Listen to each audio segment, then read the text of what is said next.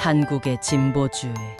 한국에서 진보주의는 일반적으로 시민의 삶을 개선하고 평등과 인권을 증진하기 위한 사회적, 정치적, 경제적 개혁을 표방하는 정치 이념을 말하며 1980년대 민주화 운동 당시 두드러진 세력으로 부상하여 군부 통치가 종식되고 보다 민주적인 체제가 확립되었습니다.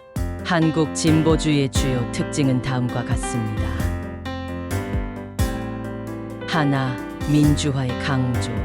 한국의 진보주의자들은 역사적으로 정치 참여를 늘리고 시민의 자유를 보호하며 정부의 책임을 보장하기 위해 노력해왔습니다. 둘, 사회 및 경제 개혁.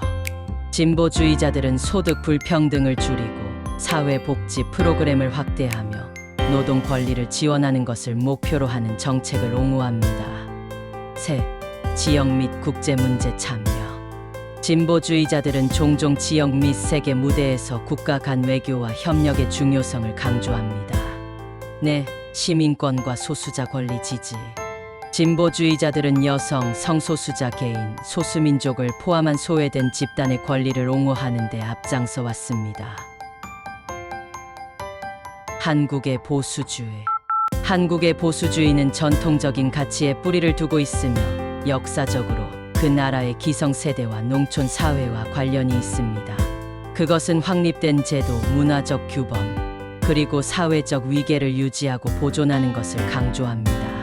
한국 보수주의의 주요 특징은 다음과 같습니다. 하나, 국가 안보와 안정의 강조. 보수주의자들은 종종 한국의 이익과 안보를 보호하기 위해 강력한 국방과 적극적인 외교 정책을 유지하는 것을 우선시합니다. 둘, 전통적인 가족 가치. 보수주의자들은 일반적으로 전통적인 가족 구조를 지지하고 이러한 규범에 도전하는 사회적 변화를 지지하기를 더 주저할 수 있습니다. 셋, 경제적 자유주의.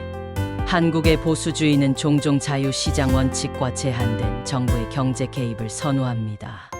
넷, 강한 민족주의.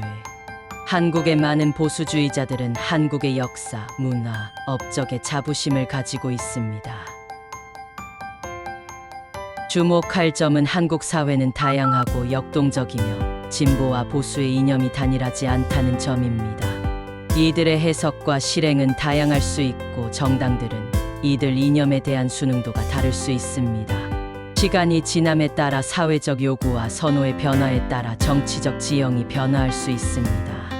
권력에 있는 정치적 이념과 공공의 안전, 부패, 책임과 같은 문제들 사이의 관계는 복잡하고 정부의 구체적인 정책과 행동, 제도의 효과, 그리고 전반적인 정치 환경을 포함하여 다양한 요인들에 따라 달라질 수 있습니다. 다른 정치 행정과 마찬가지로 보수적인 정부는 통치 방식과 사회 문제 해결에 다른 접근 방식을 취할 수 있습니다. 일부 보수적인 정부는 법과 질서를 우선시할 수 있지만 다른 정부들은 경제 정책, 국가 안보 또는 전통적인 가치에 집중할 수 있습니다. 투명성과 책임과 관련하여 어떤 정부도 부패와 공공의 해를 초래할 수 있는 다른 문제들을 조사하고 해결하기 위한 강력한 메커니즘을 마련하는 것이 필수적입니다. 일부 경우 보수적인 정부는 원칙의 일부로서 투명성과 책임을 옹호할 수 있습니다. 그들은 부패에 효과적으로 대처하기 위한 강력한 제도, 규제 프레임워크 및 법 집행 기관을 옹호할 수 있습니다.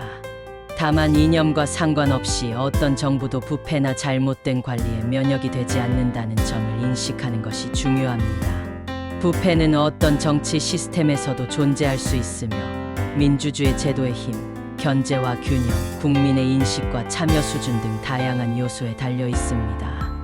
민주주의에서 시민과 시민사회의 역할은 매우 중요합니다. 사람들은 투명성을 요구하고 정부의 책임을 묻고 필요한 개혁을 요구할 수 있는 힘이 있습니다.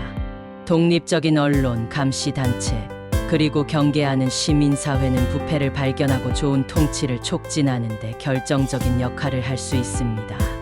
결론적으로 권력을 가진 정치적 이념이 정부의 우선순위와 정책에 영향을 미칠 수 있지만 부패와 공공의 안전과 같은 문제의 유일한 결정 요인은 아닙니다. 통치의 효과, 제도의 힘, 그리고 시민들의 적극적인 참여는 국가의 전반적인 상태를 형성하는 데 중요한 역할을 합니다. 진보적 대통령 김대중 1998-2004 김대중은 한국의 민주화 운동에 중요한 역할을 한 중요한 진보적인 지도자였고 한국의 8대 대통령을 역임했습니다. 그는 북한에 대한 햇볕 정책뿐만 아니라 인권, 시민의 자유, 그리고 민주화에 대한 옹호로 유명했습니다. 김대중 정부와 직접적으로 관련된 사회재난 중 대형 자연재난이나 사고의 규모에 큰 영향을 미친 구체적인 사례는 없었으며 김대중 정부는 대통령 재임 기간 동안 경제개혁, 남북관계, 민주적 통합 등 다양한 과제에 집중했습니다. 노무현 2003-2008 노무현은 대통령 재임 기간 동안 사회정의와 경제개혁을 추구한 진보적인 지도자였습니다. 노무현 행정부와 직접적으로 관련된 사회재난 중 대형 자연재난이나 사고의 규모에 큰 영향을 미친 구체적인 사례는 없었으며 노무현 정부는 대통령 재임 기간 동안 사회정의와 경제개혁을 강조하는 참여정부 접근법을 추진하는 등 다양한 사회경제 이슈에 집중했습니다. 문재인 2017-2022 문재인은 남북관계, 경제적 이니셔티브, 사회복지 개혁, 환경정책 등을 강조하는 진보적 지도자입니다. 문재인 행정과 직접적으로 관련된 특정 사회재난은 대형 자연재난이나 사고의 규모에 큰 영향을 미치는 것은 없었습니다. 보수 대통령 이승만 1948-1960 이승만은 한국의 첫 번째 대통령이었고 이승만 정부 동안 한국은 몇 가지 중대한 사회적 도전과 사건에 직면했고 그중 일부는 사회적 재난으로 여겨질 수 있습니다. 여기 몇 가지 주목할 만한 예가 있습니다. 하나, 4.19 혁명 1960 시위와 정부의 시위 진압 과정에서 수백 명에서 1000명이 넘는 사람들이 목숨을 잃었다고 추정됩니다. 4월 혁명 또는 4월 학생운동으로도 알려진 4.19 혁명은 이승만 정부의 몰락을 이끈 일련의 대규모 시위였습니다. 그 시위는 1960년 대통령 선거 동안 널리 퍼진 부패와 선거 사기의 주장에 의해 촉발되었습니다. 보안군의 무력 사용을 포함하여 시위에 대한 정부의 가혹한 대응은 수많은 사망과 부상을 낳았고 그것은 그 나라의 역사에서 중대한 사회적 재앙이 되었습니다. 둘, 제주항쟁 1948-1950 추정에 따르면 제주 봉기 동안 수천에서 수만 명의 사람들이 목숨을 잃었다고 합니다. 제주항쟁은 분단의 여파로 발생한 제주도의 주요한 무력 충돌이었습니다. 그 봉기는 토지 개혁과 관련된 불만, 이념적 차이, 그리고 정치적인 억압에 의해 추진되었습니다. 정부의 잔혹한 봉기 진압은 그 섬의 중대한 인도주의적인 위기를 야기하면서 많은 시민 사상자를 낳았습니다. 제 토지 개혁과 대량 이주 이승만 정부 동안 시행된 토지 개혁 정책은 큰 토지 소유주들로부터 작은 농부들에게 토지를 재분배하는 것을 목표로 했습니다. 그러나 그 과정은 논란과 사회적인 격변으로 얼룩졌고 많은 토지 소유주들의 이주와 잠재적인 사회 불안으로 이어졌습니다. 넷, 파벌주의와 정치적 탄압 이승만 정부는 내부적인 정치적 분열에 직면했고 정치적 반대를 억압하여 그의 대통령 임기 동안 극도로 양극화되고 긴장된 사회 환경을 초래했다고 비난받았습니다. 박정희 1963-1979 박정희의 대통령직은 그의 보수적이고 권위주의적인 통치에 의해 특징지어졌지만 그는 또한 중요한 경제 개발 정책을 시행했습니다. 하나, 유신헌법 1972 1972년 박정희 대통령은 그에게 권력을 연장하고 사실상 임기를 연장하는 유신헌법을 시행했습니다. 이 움직임은 야당과 시민사회단체에 의해 널리 비판을 받았고 민주주의 제도의 추가적인 잠식과 정치적인 억압으로 이어졌습니다. 둘, 광주항쟁 1980 정확한 사상자 수는 여전히 불확실하지만 추정치는 수백 혹은 수천 명의 사람들이 군대의 봉기 진압 동안 사망했다고 시사합니다. 광주 항쟁이 박정희의 암살 이후에 일어났지만 그것의 기원은 그의 권위주의적인 통치로 거슬러 올라갈 수 있습니다. 박정희 암살 이후 1980년 5월 광주에서 그의 죽음 이후에 있었던 군사 독재에 반대하는 광범위한 시위가 일어났습니다. 군대의 잔혹한 대응은 수많은 사망과 부상을 낳았고 그것을 한국 역사상 가장 중요한 사회적 비극 중 하나로 만들었습니다. 급속한 산업화와 도시화. 박정희 정부는 급속한 산업화와 경제 발전에 중점을 두었고 이것은 도시화와 나라의 현대화를 이끌었습니다. 이것이 경제 성장을 가져온 반면 그것은 또한 소득 불평등, 노동권 문제, 그리고 농촌 사회의 이동과 같은 중대한 사회적 변화와 도전을 이끌었습니다. 반대에 대한 억압. 박정희 정부는 정치적 반대에 대한 억압과 시민의 자유에 대한 제한으로 유명했습니다. 정부에 대한 반대와 비판은 크게 축소되어 두려움과 억압의 풍토로 이어졌습니다. 학생 운동과 시위. 박정희 정권은 특히 대학에서 중요한 학생 운동과 시위를 목격했습니다.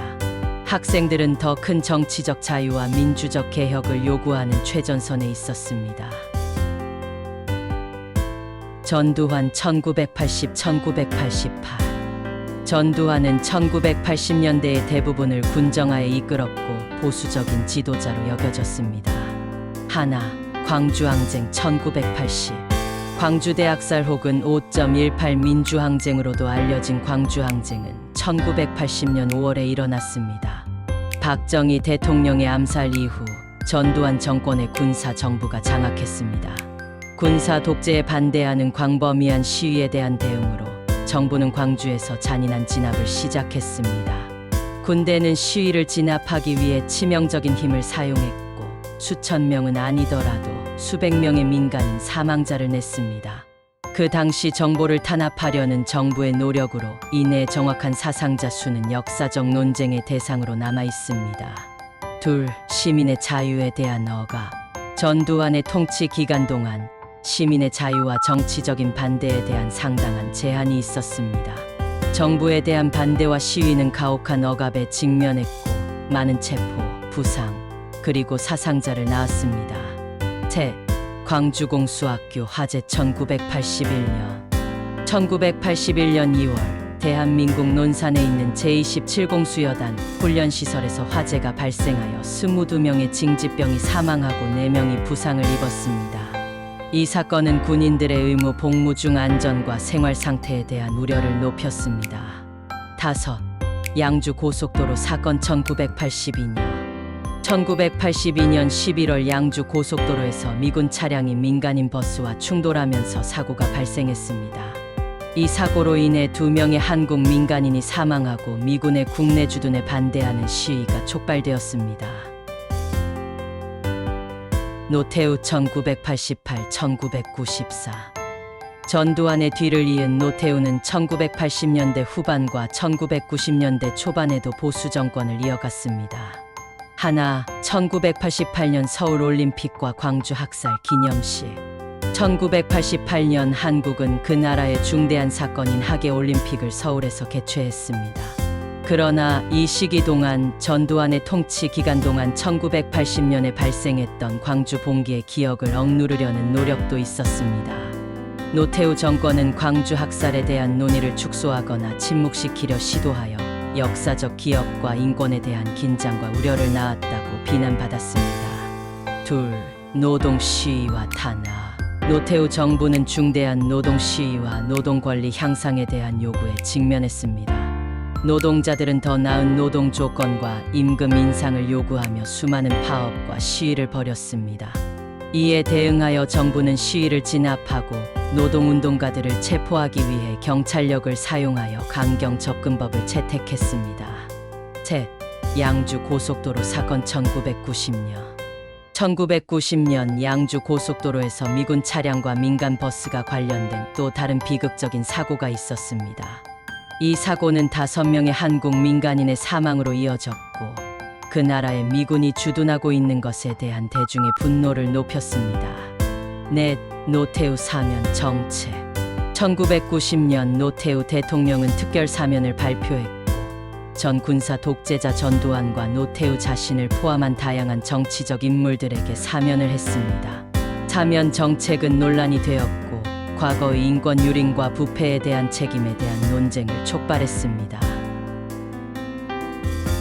김영삼 1993-1998 김영삼은 군사정권 이후 천문민 대통령이었지만 종종 보수 지도자로 분류됩니다. 하나, 아시아 금융위기 1997 김영삼 대통령의 임기 동안 한국은 1997년에 시작된 아시아 금융위기에 직면했습니다. 그 위기는 한국 경제에 심각한 결과를 가져왔고 급격한 경제 침체, 통화 가치 하락, 그리고 대량 해고로 이어졌습니다. 광범위한 경제적 어려움과 사회적 격변으로 이끌면서 많은 사업체들과 금융기관들이 무너졌습니다. 둘, 노동 불안과 시위 김영삼 정부는 노동자들이 더 나은 노동 조건, 고용 안정, 그리고 임금 인상을 요구하면서 많은 노동 파업과 시위를 목격했습니다. 이 기간 동안의 노동 불안은 경제적인 도전과 소득 불평등에 대한 증가하는 좌절감을 반영했습니다. 셋, 부패 스캔들 김영삼 정부는 정치인들과 정부 관계자들이 관련된 다양한 부패 스캔들로 얼룩졌습니다. 이 스캔들들은 정부에 대한 대중의 불신을 초래했고 투명성과 책임에 대한 우려를 높였습니다. 넷, 공공안전사고 김영삼 정부는 생명의 손실과 중대한 사회적 영향을 초래한 공공안전사고에 직면했습니다. 예를 들어 1995년 서울의 삼풍백화점이 붕괴되어 500명 이상의 사람들이 사망하고 수천 명이 다쳤습니다. 그 재난은 안전 기준을 세우고 정부가 감독하는 것에 대한 의문을 제기했습니다. 이명박 2008-2014 이명박의 대통령직은 보수 정책과 경제 성장에 중점을 둔 것과 관련이 있습니다. 하나, 광우병 시위 2008년 한국은 미국에서 광우병이 검출된 후 미국 쇠고기 수입의 안전에 대한 우려에 대한 대중의 시위를 경험했습니다. 미국 쇠고기 수입 금지를 해제하기로 한 이명박 행정부의 결정은 광범위한 대중의 불만과 대중 시위를 촉발했고 대중의 건강과 식품 안전에 대한 두려움을 높였습니다. 둘, 국가기록원의 이전 2009 국가기록원을 서울에서 세종시로 이전하기로 한 이명박 정부의 결정은 역사가, 학자, 문화활동가들의 반대에 직면했습니다. 비평가들은 이 조치가 역사적 기록에 대한 대중의 접근을 제한시키고 한국의 문화유산에 부정적인 영향을 미칠 수 있다고 주장했습니다.